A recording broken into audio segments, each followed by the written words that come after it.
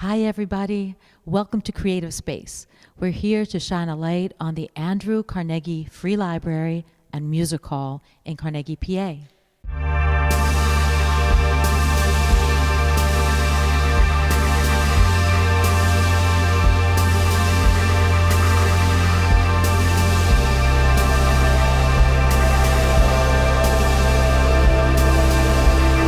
Welcome, everybody, to Creative Space. We are shining a light on a beautiful space today in Carnegie, PA. We are in the Music Hall at the Andrew Carnegie Free Library and Music Hall, again in Carnegie, PA. Very special historic place, and we're going to tell you all about it. We have two special ladies right here. Go ahead and introduce yourselves. I'm Maggie Forbes. I'm the Executive Director here at the Carnegie. And I'm Melanie Paglia. I'm the Music Hall Director.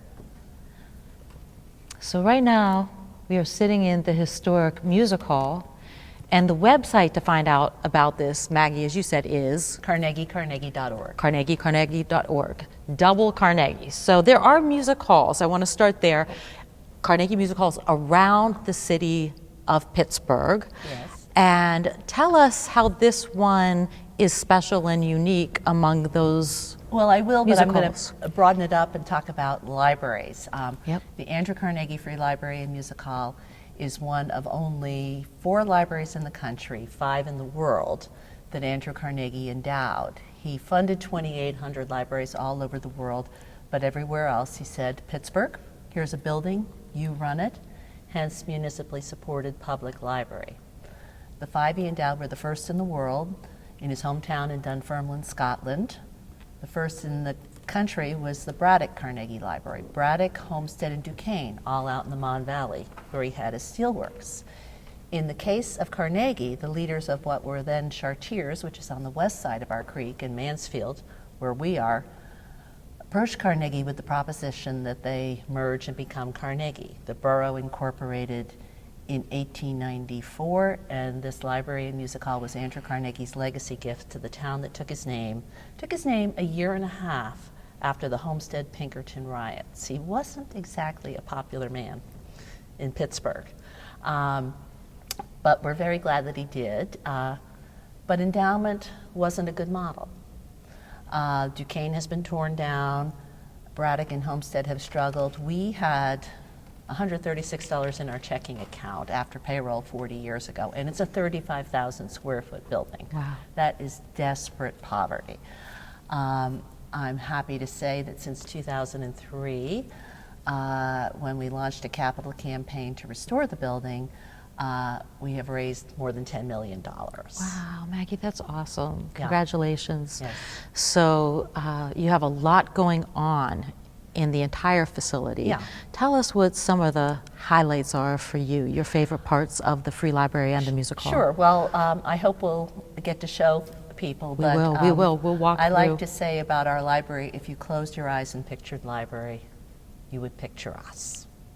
It has gorgeous natural light, all of the original oak, the original circulation desks. Circulation desks became very unfashionable, and they're a brilliant design. You know, they're circular. The staff person has a full view of what's going on in the library, and patrons really kind of come up and belly up to the Circ desk. It's a wonderfully welcoming thing, but our library is this very serendipitous combination of grand, with columns and skylight, and homey, and homey wins out. Homey is what a library should be, inviting people of all ages in. We have this gorgeous music hall, and I will let Melanie do most of the talking about the music hall, and so much that goes on here. We also have a national treasure of a Civil War room, truly one of a kind in the country, the Captain Thomas Espy Post of the Grand Army of the Republic. There used to be 7,000 GAR posts from Portland, Maine to Portland, Oregon. Ours has been documented by scholars as the most intact GAR post in the country. Wow. It's truly important. And adjacent to that is our Lincoln Gallery. It's a beautiful room with 100 photographs of Abraham Lincoln. I think there are 132 known photographs, and we have 100 of them. I honestly like to say it's like having Lincoln wallpaper. I'm sure I'm not alone in having Abraham Lincoln be one of the people that the more you know about him, the more you admire him. Yeah. And we also have, which I can let Melanie talk about more, our studio space. Right, right. And there's some new little renovations to this yeah. space. Well, Go ahead. this is an alternative venue. It's our old gym that's been converted into what I call our urban hipster space. I am urban, I'm not that hip. But stone and brick walls, but exposed ductwork.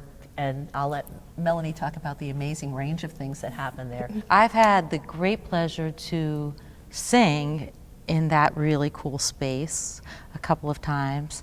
And I'm really looking forward to singing on March 6th in this space for the first time. So why don't you tell us a little bit about the music hall and the studio, which is downstairs? Absolutely. So we're sitting on stage of the music hall. We've got this beautiful 30-foot proscenium arch and a very intimate 400-seat house behind us.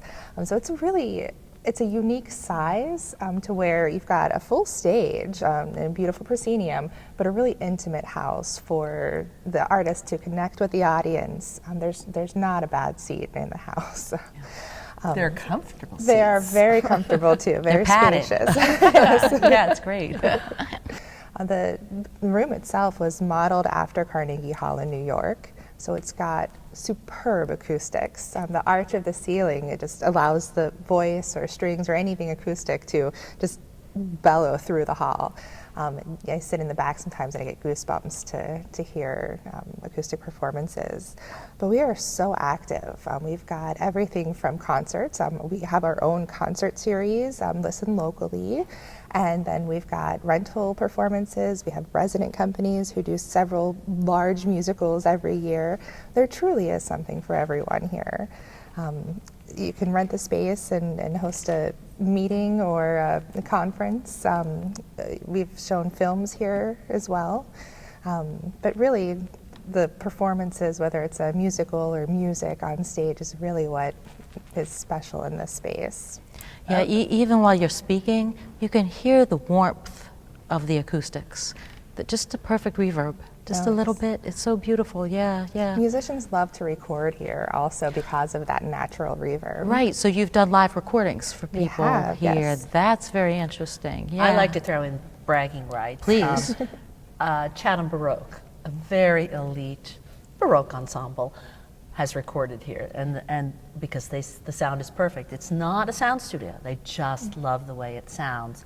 And we did a benefit. It was way back in 2005. We hadn't done many improvements to the building, and Marianne Cornetti, who's a internationally renowned opera singer, a mezzo, did a benefit concert for us.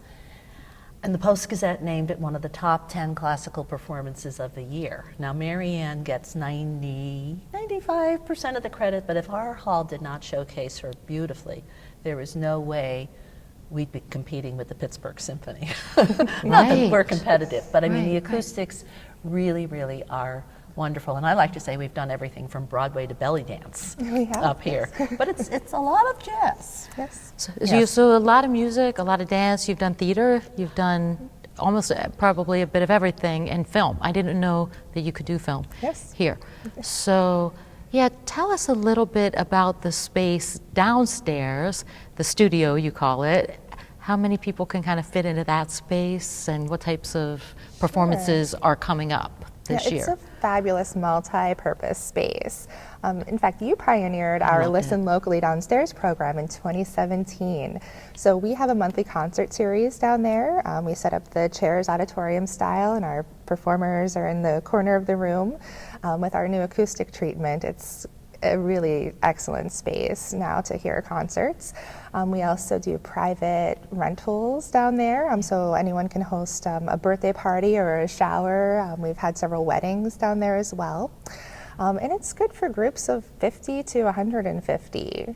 So it can really accommodate a wide range of activities. It was once a gymnasium.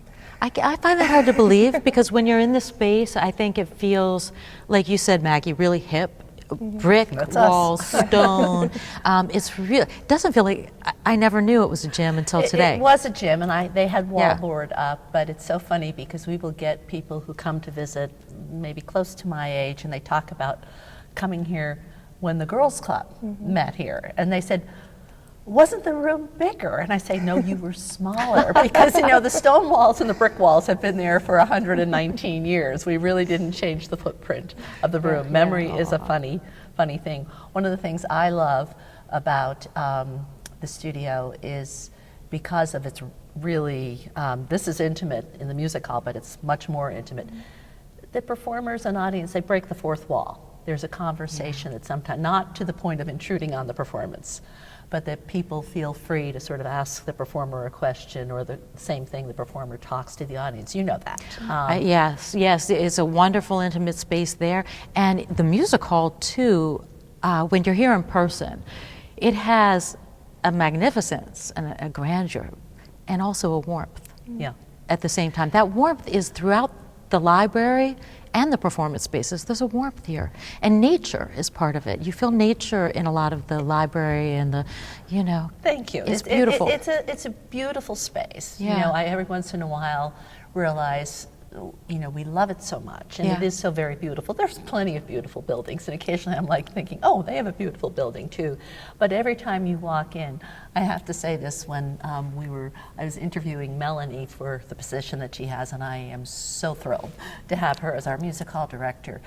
But when we opened the doors and walked in here, there was a little intake of breath. Yes. She gasped. People don't expect this in a library. Oftentimes you have just sort of a multi-purpose room.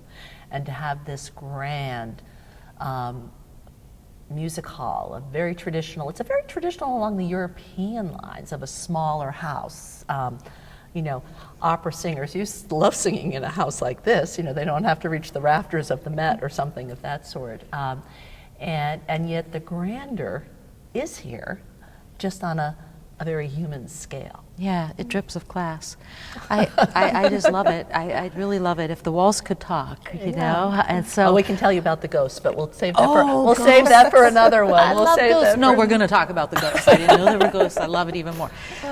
I want to go to visual art for a moment.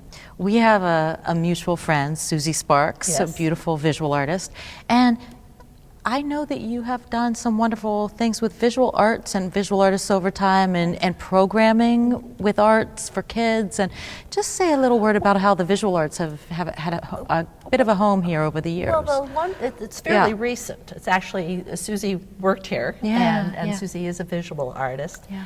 So of course she saw the possibilities for that. And yet I always like to say, and once again backing up, that all programs are library programs. If you can conceive of it, there's a bibliographic backup for it. So art, music, theater, it does belong in something. But the majority of shows we've done downstairs in the studio, and the one I was for visual art display. Yes, hanging. We got the system to hang on the walls to fill the spaces, and Melanie can talk about workshops we've had. But we did a all-district Carlinton art show, K through 12. It was magnificent. The art was. One of the things I love about art, visual arts, is that kindergarten art can hold its own with high school art. The freedom of expression, the color, it's gorgeous. By the time they get up to high school, there's some really talented people that are sort of leaving you amazed at what's happening. But we had this up for 10 days or so. The opening night, 300 or 400 people came to see it. But all week, people came, including, I can remember, some junior high school girl walking in. And I said, "Are you one of the artists?" And she said, "No, I came to see my friend's art." I was a twitter, because, she didn't feel left out. She wanted to see it. We've had workshops where people do week-long. The Pittsburgh Watercolor Society comes in annually for a workshop. They bring in a national artist to teach a workshop. So that's just beautiful to see. We've also hosted the Cloverleaf community, our neighbors. There's a Tuesday morning club who paints, and we were able to display some of their work this last December. Yeah, it's just something for everyone. It is, as I said, 35,000 square feet. Yeah. we're still sort of wincingly under-resourced, as I described it. I think that's called poor. So we know we can't be all things to all people, but we kind of try. Right, right. And having community collaborators, like our neighbors from Cloverleaf, who also are regular patrons of Listen Locally downstairs. There is this feeling of this is unequivocally, especially the music hall, a regional asset. People come from all over, but it's also something that people from right around here, this is theirs. This is their space, and that strong community connection may be part of the warmth.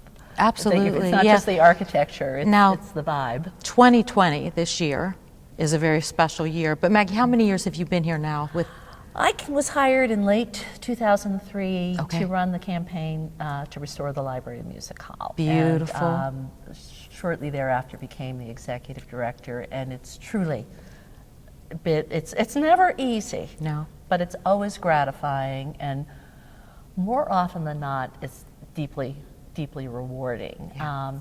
And certainly coming up with programs that tie into things that are happening. I think you're leading to something there. 2020. 2020. Special year. Very special year. All year long, there's programming around a theme. Why don't you Yes. talk about Well, that? Yeah. I love milestones. They tie us into other things, but this one really resonates. 2020 is the 100th anniversary of women's suffrage. And still sort of boggles my mind that when people were voting about the merger of Carnegie, women didn't have a say in that matter. They didn't get the vote until 1920. But we are celebrating as a library, as a music hall, as a Civil War room, historic site, this rather momentous milestone. The actual date when the 19th Amendment was ratified is August 18th, and we have a reception going on. August 18th was the women's right to vote. That was the actual... Tennessee joined. It was the 36th state. You need 2/3 of the states to ratify a constitutional amendment. The amendment was actually passed by Congress on June 4th, 1919, and I'm proud to say that Pennsylvania was the 7th state to jump on just 2 weeks later. We ratified the 19th Amendment on June 24th, 1919, but it was Tennessee that made it happen. And it was a nail biter right up to the end. And by the way, one of the things you'll see on our carnegie.org website is a recommended reading list. And one of the things I would like to recommend, you talk about films, there's 2 fabulous movies that you can check out if you're our library, any library, Iron Jawed Angels and Suffragette, about the suffrage movement. Real eye-openers. This is not something, it's very much like the civil rights movement. It was brutal. It was brutal. I mean, our foremothers really did go through the jaws of hell for this very basic right. And I've always identified as a feminist. I'm well-read. I went to a women's college, etc. Until I caught this movie on HBO, I was kind of in the dark as to the extent of what people went through. The courage they had to have and what they endured, the violence. Exactly. Yeah. But we are celebrating with a year of programming on all levels, and I'll turn it over to Melanie again to talk about the performance series she's put together. Yes, talk about the performance series for Excellent. the Women's Year. So our performance series is called the Women's Hour. It's centered around Devoted. So that'll be a beautiful acoustic classical performance on our stage. Our first is your performance, Jessica. The Lady Swings. We are featuring music by Maxine Sullivan. That's right. And the women that she inspired. Right. We should turn this one over We to should you turn this to over to talk about Maxine. And I think a lot of people forget about Maxine Sullivan, although they remember Louis Armstrong's name. And they came up at the same time, right? They were in the same. And our film crew today went to Homestead by accident first before they came to Carnegie, PA, right? 'Cause Carnegie. There is a Carnegie Library in Homestead as well, but in Homestead was Maxine Sullivan's birth. That was her birthplace, and Maxine Sullivan. So many people don't remember that she helped to create the vocal style that we call swing. The swing. she put the Indian swing.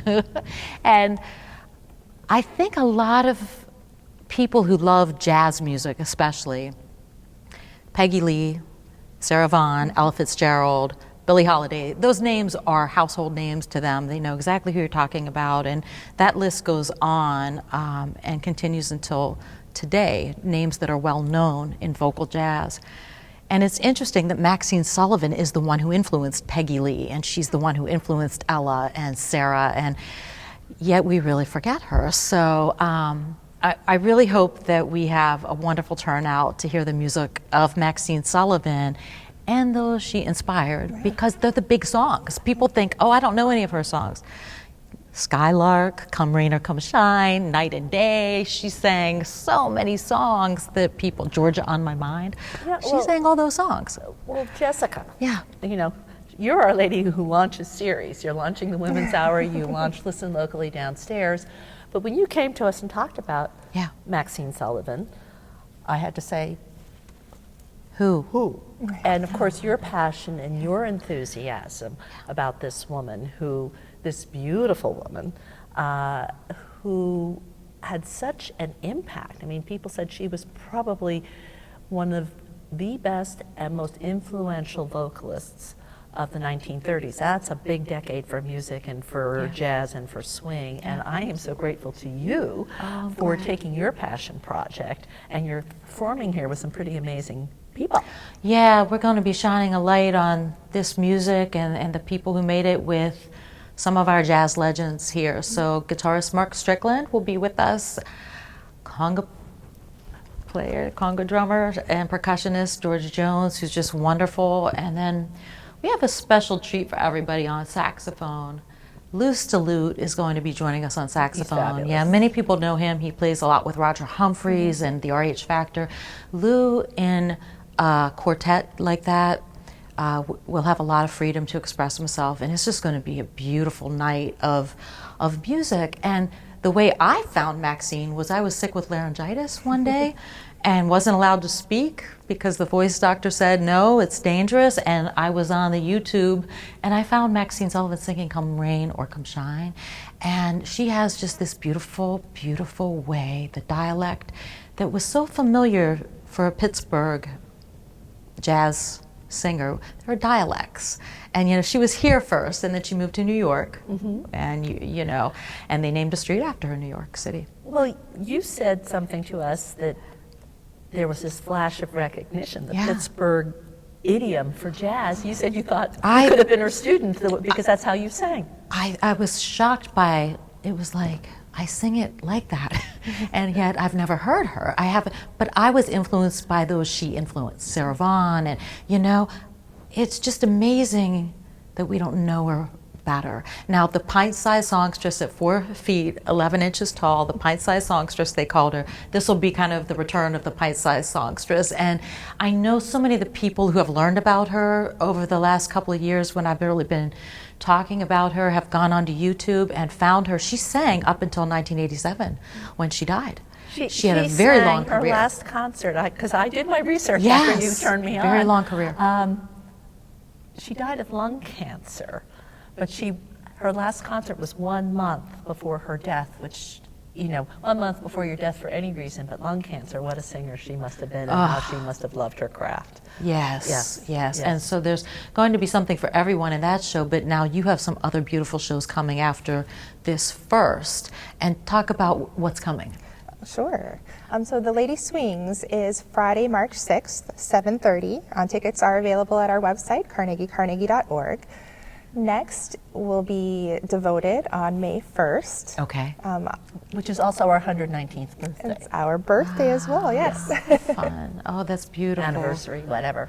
Yes. And so the whole year's worth of programming, carnegie.org, is the link for everybody to find all of your different programs throughout the year that talk about women's suffrage and the right to vote and other things as well. Okay. So many upcoming other programs, concerts, yes. Yeah. And part of the Women's Hour this summer, we're working with Leanne Regala, a local singer-songwriter, to put together a women's singer-songwriter series.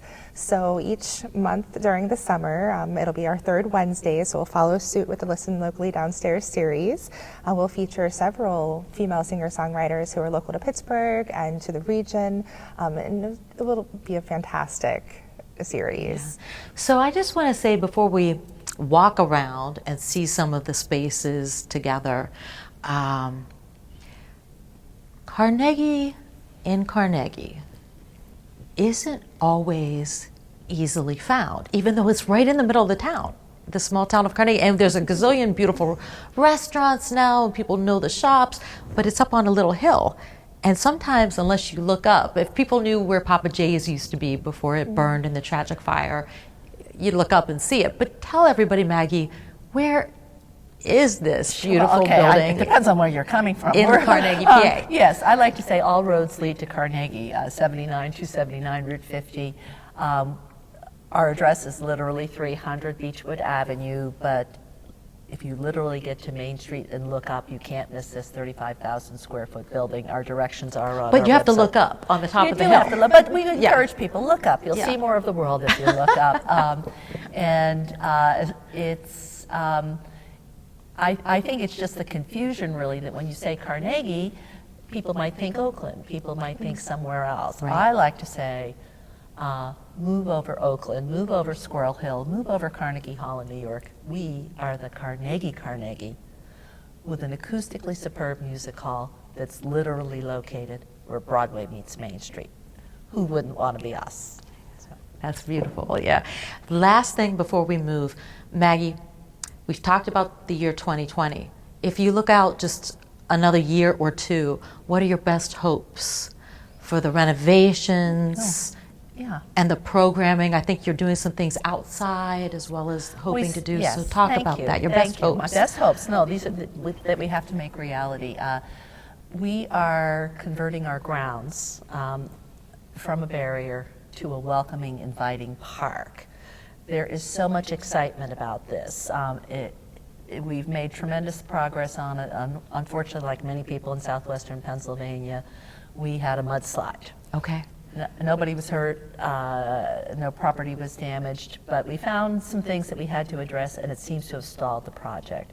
Library Park will connect the library and music hall with Carnegie's burgeoning Main Street below. I Right. cannot wait to finish this. If anybody has an extra $200,000, please throw it my way, and we'll get this done. But So the it's a green space that goes down the hillside it goes to down Main the Street. hillside. We have a beautiful mosaic mural, but it truly invites people up and in. It's a doormat. It's saying welcome. Right. Come and join us, and connecting everything that happens here with Main Street below. The flow of people back and forth will be wonderful. As magnificent as this space is, this is the last space to be fully renovated. We went a little out of sequence and got comfortable seating, and am I glad that we did. Right, because right. theaters are not known for their comfortable seating. But this beautiful music hall we need to air condition it so we can use it year round. We need to rewire it, restore the paint and the plaster, and as Melanie says, we need to bring it up to Industry standards. industry yes. standards. That makes me twitch. That sounds expensive. But so that it's just turnkey for everything. If you're acoustic, if you're jazz, it's very easy to come in and take advantage of all that's here. But performances come in so many guises, so lighting and sound and things right. that have to work, and get sound that works with our beautiful acoustics rather than fights them if you're not an acoustic or lightly amplified group. Great. Okay, so there are good things to come, and people can help. They can come and learn about how to volunteer, about how to be a sponsor, how to donate. Just come fall in love with us. Just I co- think yeah, that's yeah. what the start is. And Yeah. I want to just add one thing before your concert, because especially as we talk to people about the totality of this building, we started to open the library, the SB Post, the Lincoln Gallery, the hour before the performance. Cookies and coffee are involved, but it's more a chance to see what is here. And so performances such as yours are a key to get people to understand the whole facility and find the way that they want to be most involved. Right. Okay. So on March 6th, the concert begins at 7:30, but you will be open at what time so people can come and walk around before? What time? 6:30. 6:30, 1 hour before the concert. Correct. They can come and As really we have post at it. library, Lincoln Gallery, Okay. the things that people hear about, and usually it's a performance that's a draw to get them, and we want them to be able to see the whole. Yeah, this facility. is truly a creative space in every aspect, from visual arts, performing arts, the books, I mean the history, there's creativity in how the Architecture, yeah. whole room's put together with, so let's walk. Okay. Yeah, you ready? Okay.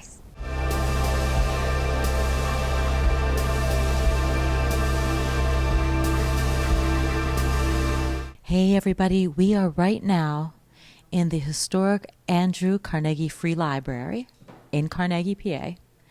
And this is a beautiful space. You'll notice the windows. Maggie, the windows are beautiful here. And the skylight, I the natural really- light. Tell us what's special about this Well, library. of course, it's rich history, but I really think the architecture. If you closed your eyes and pictured library, chances are we are what you would picture. The gorgeous windows and natural light. Everything is original. The oak bookcases, the original circulation desk, which is just such a welcoming spot for all of our patrons. Now we have somebody back there, don't we, at the circulation Oh, desk? yes. And nobody's bellied up to the bar. Nobody's bellied up to the bar. Sometimes for a party, we actually do that. There's Prosecco, and you Oh, just give me belly a up and get call. a glass. Yes, but it's this wonderful combination of grand and homey, with the columns, the skylight, and yet the warmth. It's a quiet. The kids are in school. It's quiet right now, but it's a very cozy place, even though it's a very grand place. We talked about that in the music hall. I mean, the windows in the Civil War room, I call that, where the Civil War collection is. It's our main reading room. The Civil War collection, the The windows books, the are windows are gorgeous. gorgeous. They're probably the most significant architectural feature, at least when you're standing here. The whole building is beautiful, but seeing, I call them the porthole windows, so the sort of eyebrow arches with the porthole windows. So the back corner there is very special that way, and we're standing in. Well, it's in the children's area where kids are all at school, but these are the original tables. We had those refinished, the oak tables. And, you know, the bad news, as we talk about our history and our decades of poverty, is nothing was done for more than 100 years. The good news is that nothing was done for more than 100 years. There was no insensitive, unsightly redos. We do have new things in here, like this case, but it was built to echo the circulation desk. But the oak tables, the oak bookcases are all the originals. We're going to hear just a couple of words about this beautiful historic fireplace behind us. Go ahead. Matt. Well, yes, I think there is our benefactor, Andrew Carnegie, another pint-sized person looking down on us, but looking very grand. But warm. And this fireplace, this library and music hall is always teaching me things. People from Pittsburgh History and Landmarks pointed out that this is a Roman brick fireplace. I said, oh, okay. If you look at it, the brick is narrower. You know, you can see the brick right outside on our building. That's what we're used to seeing in the Pittsburgh area. This is a much more narrow brick. And so now I know that for what it's worth. It's called Roman brick. When we restored this the interior of the library,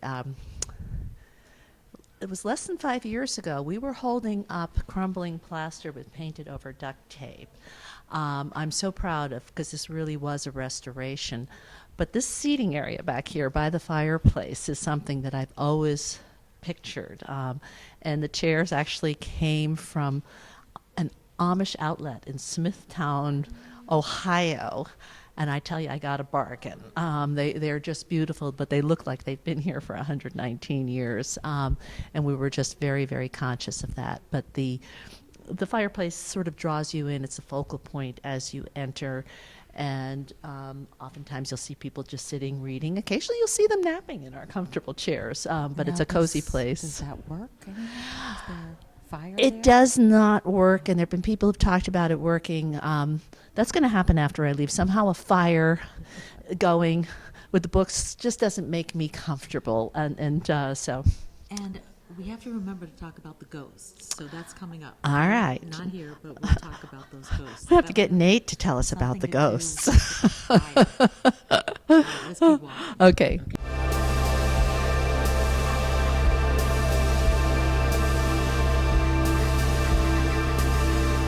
All right, everybody. Now we are in the lower level studio at the Andrew Carnegie Free Library and Music Hall in Carnegie, PA. This is where we've done a lot of beautiful live performances. I've had the chance to sing here several times, and the stage generally is right behind me. Put us in the right in this corner. Back here, you'll see a little bar where there is some nice wine That's and right. different things. Wine and beer. Yeah, and oftentimes you'll see along all of these walls beautiful visual art hanging. You have a whole system. We do. We have a great track system that was set up by my predecessor, Susie Sparks, who was a visual artist herself. So along these walls, along the brick there, we can host galleries. Yeah, so this room can be rented out for many, many things, I'm Mm-hmm. sure.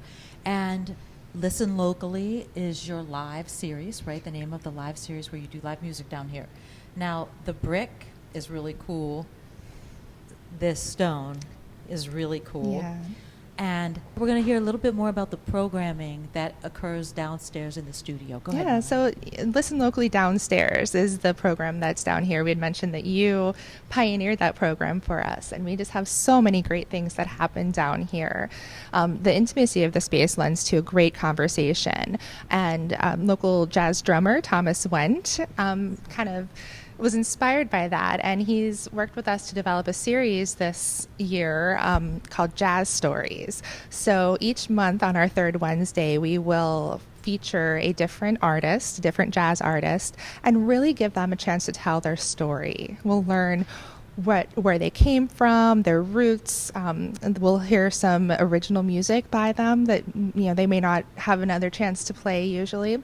So we're really excited for that series down here as well. And the way you guys set up down here, you do concert seating. We do auditorium style seating with the performer in the back corner there. But the room really is so flexible. We've done weddings and flipped over to a reception right after. We've had, I'm talking with someone about doing a fashion show soon. So we do everything down here. Yes. All right, so Listen Locally. Yes, Listen Locally and Listen Locally Downstairs. And Listen Locally Downstairs. As we were walking down here, we were talking about ghost stories. Maggie was telling us that there's a man in a hat that is sometimes seen in the balcony of the music hall. Yes. Which is pretty cool, a man in a hat. You might have some stories too. Go ahead. Well, I haven't met a theater that doesn't have some sort of ghost stories. They tend to flock around old theaters. A lot of our resident companies do have stories of encounters with the man in the hat. And we, in fact, work with Ghostinat, a local ghost hunting group who rents us every once in a while to host tours and go on ghost hunts. So they come back with some pretty interesting stories. Yeah, they find things when they're They here. do. Yeah, They I've do. heard. They record audio noises of voices of people who aren't there. And some of our staff has stories too of books flying off the shelves in the library when there's no one around. I'd only seen one book fly in my watch, but I've only been here a couple of years. So You've seen one book I've fly. seen one. Yeah, I had a bride and groom who were taking photos in the library, and a book fell off the shelf. Their theme of their wedding was Disney and literature, and the title of the book was Ursula the Sea Witch, Poor Unfortunate Souls. So if there are ghosts, they've got a good sense of humor. Yeah, I'm just definitely going to be looking for the man in the hat in the upper balcony of the music hall, right? Yes. On March 6th when we do that show. Yes, Maybe yep, we look can out for show him, up. yes. Okay. All right, we're going to move on.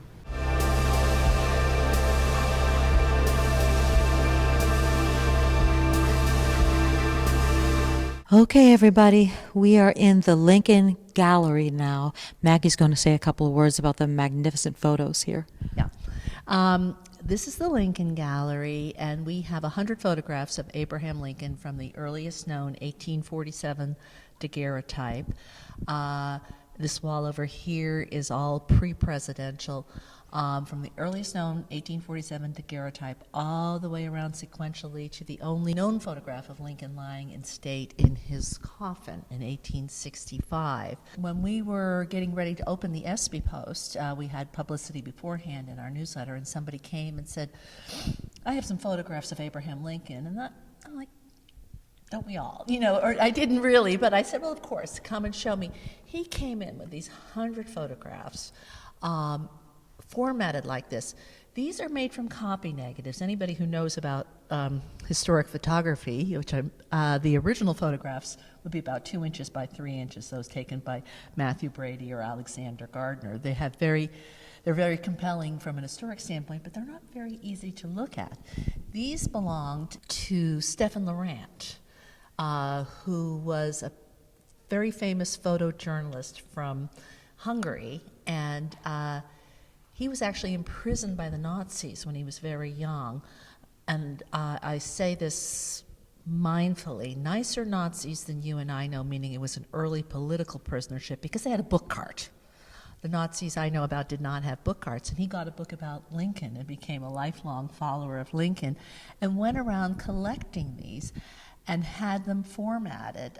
He wrote the very famous Pittsburgh coffee table book, Stefan Laurent, Pittsburgh, The Story of an American City. It was very famous, I guess, in the 70s and 80s, big book about gritty industrial Pittsburgh.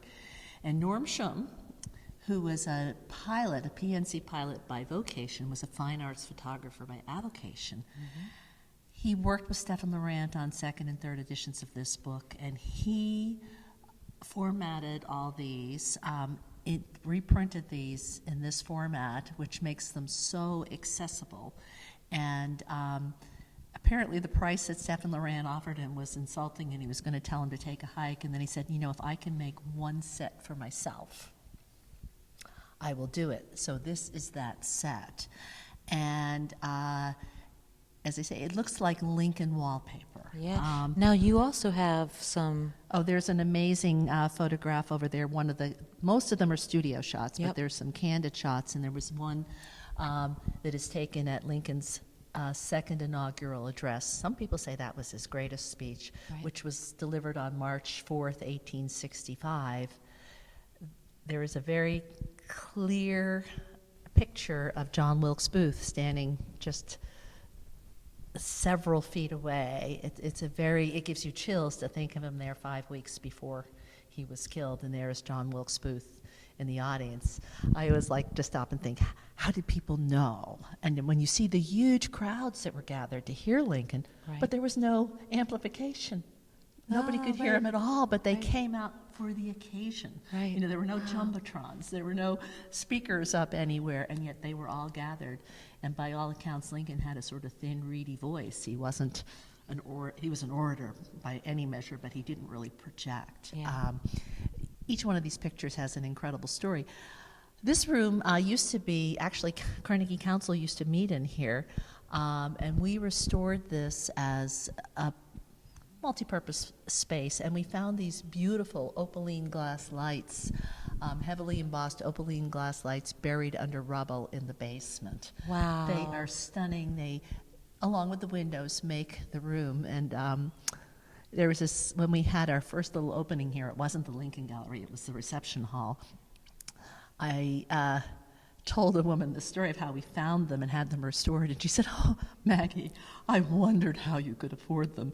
I thought they were Lalique or something." And in my mind, I thought, what makes you think restoring rusty, unusable lights is any cheaper than buying a Lalique lamp? But I think it certainly makes the room, and those historic things are very special.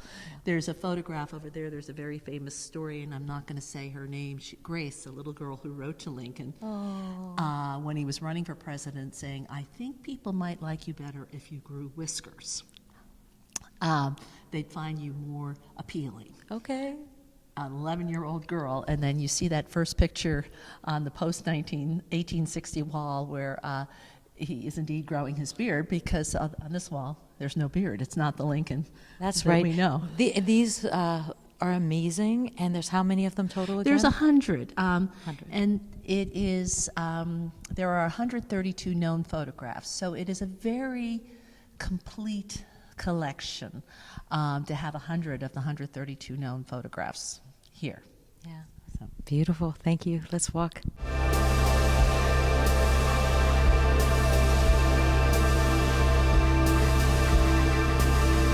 Okay, everybody, this is the historic Espy Post. Maggie, tell us about. Okay. I will. This is the Captain Thomas Espy Post number 153 of the Grand Army of the Republic, the GAR. Never say GAR. It's the GAR. The GAR was the veterans group of the Union Armed Services, and to be a member, you had to have served in Union Army, Navy, Marines, and Revenue Cutter Service, which became the Coast Guard, between 1861, which is carved over there, and 1865, and be honorably discharged. And I make that long, dry point because this was an organization that was destined to die out. There are no sons of the GAR, only those men who served during the war. There are sons of Union veterans, there are sons of Confederate States of America. But before it died out, it grew to be a very powerful, very influential organization. There were over 500,000 members, and there were 7,000 posts from Portland, Maine to Portland, Oregon. This post got its charter in 1879. That's the original charter. The veterans met in various rented rooms in Carnegie. This beautiful building opened in 1901. The grandest, most beautiful building around. It still is. It conveyed a sense of importance. It conveyed a sense of permanence. The veterans met with the Library Commission and forged an agreement to custom furnish this room to hold their meetings and house their relics. They met here from 1906 into the late 1930s when the last veterans died, last members died. When that happened, the library essentially locked the door and forgot about it. The bad news was mold, mildew, water damage, vermin, theft, and neglect. But as we talked about, the whole building was in that shape. You know, that we weren't as terrible as we sound to let that happen.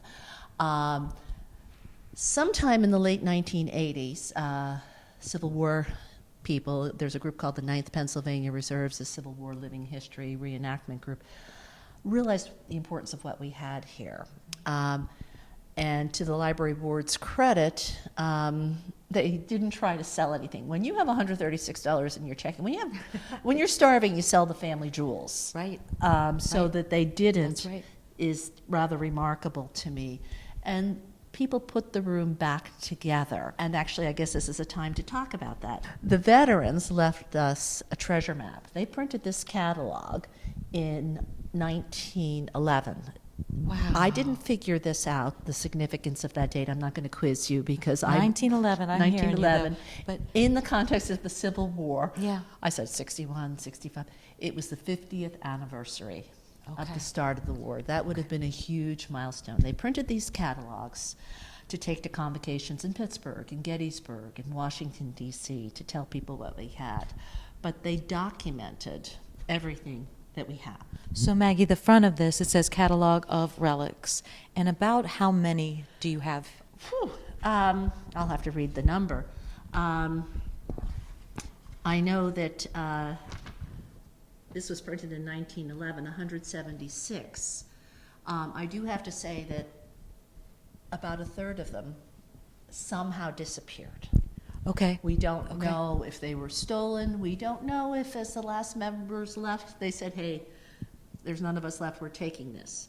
But they really left us a treasure map. They took a picture of that wall, that wall, that wall, and that wall. They showed us exactly how to put it back together. So which is why when in the 80s, they were able to put it back according to this picture. The walls were black, this sort of thing. Yeah. But sometime, you can hold that, in the course of the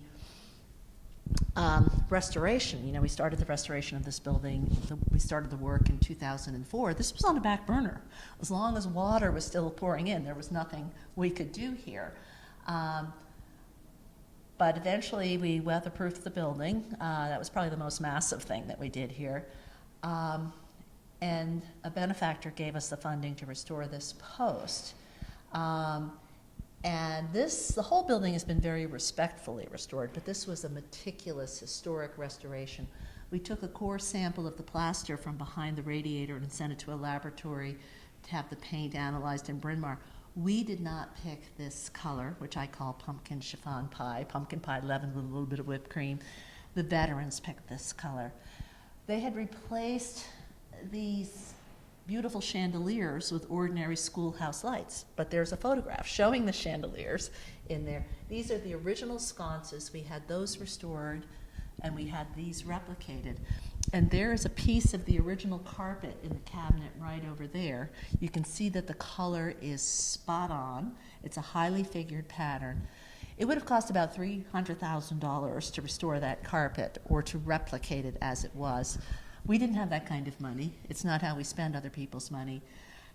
And if we had a $300,000 carpet, you'd be standing outside. But this is a very representative look. But the rest of it was pretty much elbow grease, cleaning things up. Works on paper had to be bathed. That print, of Andersonville Prison, the horrific prison, Confederate prison, was virtually black. All the soot and water that came in. It was bathed. I don't know how conservators do that. It's still a fairly dark print, but it was almost illegible. But the rest of it is here. And each one of these artifacts has a story to tell. I do have a favorite. I was just going to ask. I do have Yeah. a favorite, and I'm going one? to read something to you, because you'll have to bear with me. I think it has a dry beginning, but there's a reason that I find this so compelling. Number 48, cotton, was picked from the cotton bushes in 1881 while on a visit to the Virginia battlefield from the narrow strip of ground between the Union and Rebel lines and directly in front of the Rebel fort at Petersburg, Virginia, blown up July 30th, 1864. That's a rather dry snippet of history, but look up Petersburg. There is nothing dry about it and has a strong Pennsylvania connection. But here comes the poetry. Over this ground the charging columns passed. Almost every foot of this ground was covered with Union dead or stained by as brave blood as ever flowed from the veins of American soldiers. Has been in possession of W.H.H. Lee for 25 years. It's that statement that captures what this room is all about. It came back to me that someone who should know better said they don't have anything very valuable there. Well, you know me well enough to know that I drew myself to my full height and bristled and said, I beg to differ. These things are valuable because the veterans imbued them with value. This man hung on to a piece of cotton for 25 years, not knowing this building would be here, not knowing the room would be here, but knowing that he and the cotton were part of the defining chapter in our nation's history. That's valuable. And by the way, cotton is a very powerful metaphor for what the whole conflict was about. The gentleman was correct. We couldn't sell these things on eBay and solve the Library and Music Hall's financial woes. It's the intactness of the room. This room has been documented by scholars as the most intact GAR post in the country, and there used to be 7,000 of them. It is unequivocally a national treasure. Now, people who want to come and see this room, they can do that before some of your performances, like you will open up an hour before many of the performances so they can see the room. Otherwise, how do they gain access? Okay, it is open every Saturday from 11 to 3, free of charge. We have wonderful docents who know infinitely more about the Civil War than I do. This room has taught me more than, I know more about the room maybe, but there are people with great, great knowledge about all of the artifacts, about the battles, about what they signify. But it's open from 11 to 3. You can make special arrangements and contact our SB Post curator. It's all on our website, carnegie.org. But if you had an out-of-town guest and he was going to be here on a Wednesday, he's from California, you want to see the room, by all means, you can come in. You could arrange for a field trip. We do second Saturday Civil War lectures in the Lincoln Gallery that are hugely popular. Our Civil War programming may be what this library is known for. The music hall, the performances, but in terms of our Civil War programming, the strength of our collection, this national treasure, and then the programs we do that are inspired by the Lincoln Gallery, by the SB Post. really have a following. Something to see. Yes. Yeah. Can I read one more thing? Yeah, please. Okay. I'm going to give her center stage for this. Is this your Okay. favorite? Is this a favorite? No. It's an exhortation. Read to us. At the beginning of the catalog, there's a little prologue, and it says, "When every veteran of Espy Post has answered his last roll call, we leave for our children and their children this room full of relics, hoping that they may be as proud of them as we are, and that they may see that they are cared for and protected for all time." Well, it took us 50 years, but we're doing it now. Wonderful.